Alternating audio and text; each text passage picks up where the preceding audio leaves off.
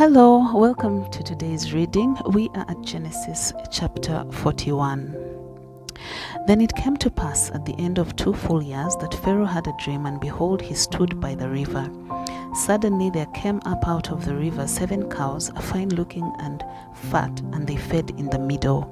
Then behold, 7 other cows came up after them out of the river, ugly and gaunt, and stood by the other cows on the bank of the river. And the ugly and gaunt cows ate up the 7 fine-looking and fat cows. So Pharaoh awoke. He slept and dreamt a second time, and suddenly 7 heads of grain came up on one stalk, plump and good. Then behold, 7 thin heads, blighted by the east wind, sprang up after them. And the 7 thin heads devoured the 7 plump and full heads. So Pharaoh awoke, and indeed it was a dream. Now it came to pass in the morning that his spirit was troubled, and he sent and called for all the magicians of Egypt and all its wise men. And Pharaoh told them these dreams, but there was no one who could interpret them for Pharaoh. Then the chief butler spoke to Pharaoh, saying, I remember my faults this day, when Pharaoh was angry with his servants and put me in custody in the house of the captain of the guard. Both me and the chief baker, we each dreamt a dream in one night, he and I. Each of us dreamt according to the interpretation of his own dream.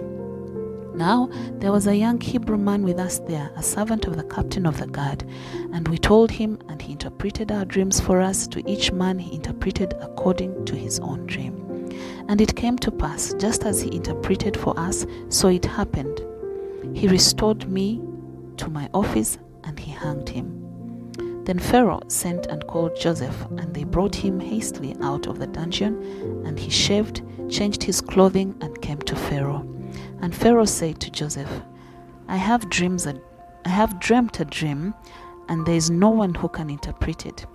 But I have heard it said of you that you can understand a dream to interpret it. So Joseph answered Pharaoh, saying, It is not in me. God will give Pharaoh an answer of peace. Then Pharaoh said to Joseph, Behold, in my dream I stood on the bank of the river. Suddenly 7 cows came up out of the river, fine-looking and fat, and they fed in the middle. Then behold, 7 other cows came up after them, poor and very ugly and gaunt, such ugliness as I have never seen in all the land of Egypt.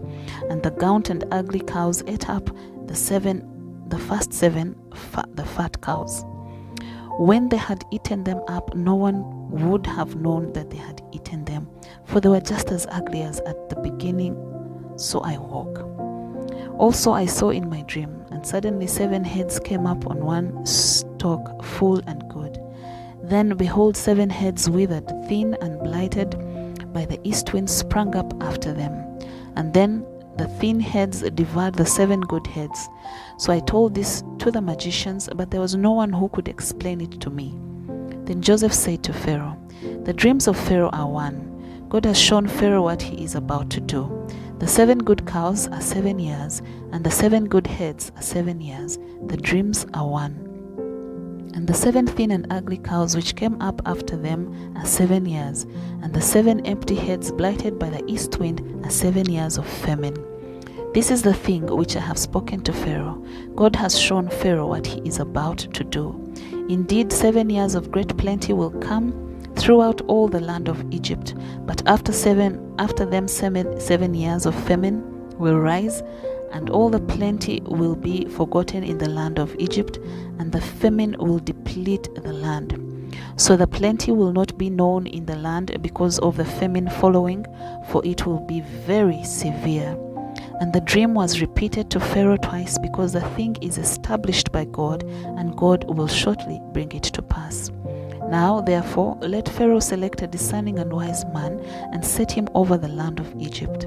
Let Pharaoh do this, and let him appoint officers over the land to collect 1/5 of the produce of the land of Egypt in the 7 plentiful years. And let them gather all the food of those good years that are coming, and store up grain under the authority of Pharaoh, and let them keep food in the cities. Then that food shall be for a reserve for the land, for the 7 years of famine which shall be in the land of Egypt, that the land may not perish during the famine. So the advice was good in the eyes of Pharaoh and in the eyes of all his servants. And Pharaoh said to his servants, "Can we find such a one as this, a man in whom is the Spirit of God?" Then Pharaoh said to Joseph, "Inasmuch as God has shown you all this, there is no one as discerning and wise as you. You shall be over my house, and all my people shall be ruled according to your word. Only in regard to the throne will I be greater than you." And Pharaoh said to Joseph, "See, I have set you over all the land of Egypt." Then Pharaoh took his signet ring off his hand and put it on Joseph's hand, and he clothed him in garments of fine linen and put a gold chain around his neck. And he had him ride in the second chariot which he had, and they cried out before him, "Bow the knee." So he set him over all the land of Egypt. Pharaoh also said to Joseph, "I am Pharaoh, and without your consent no man may lift his hand or foot in all the land of Egypt." And Pharaoh called Joseph's name Zaphnath-Paneah, and he gave him a wife, Asenath, the daughter of Potipherah, priest of On. So Joseph went out over all the lands of Egypt. Joseph was 30 years old when he stood before Pharaoh, king of Egypt. And Joseph went out from the presence of Pharaoh and went throughout all the land of Egypt. Now in the 7 plentiful years the ground brought forth abundantly. So he gathered up all the food of the 7 years which were in the land of Egypt, and laid up the food in the cities. He laid up in every city the food of the fields which surrounded them. Joseph gathered very much grain, as the sand of the sea, until he stopped counting, for it was without number. And to Joseph were born 2 sons before the years of famine came, whom Asenath, the daughter of Potipherah, priest of On, bore to him. Joseph called the name of the firstborn Manasseh, for God has made me forget all my toil and all my father's house. And the name of the second he called Ephraim, for God has caused me to be fruitful in the land of my affliction.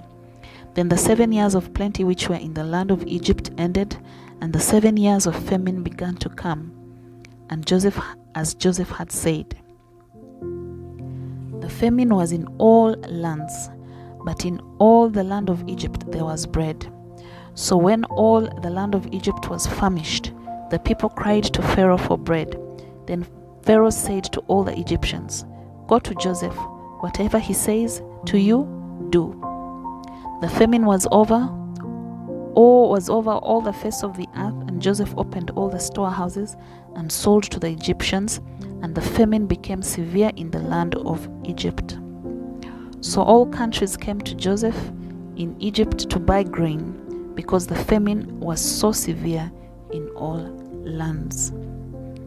We have come to the end of today's reading. I hope that you were blessed by this part of Joseph's story.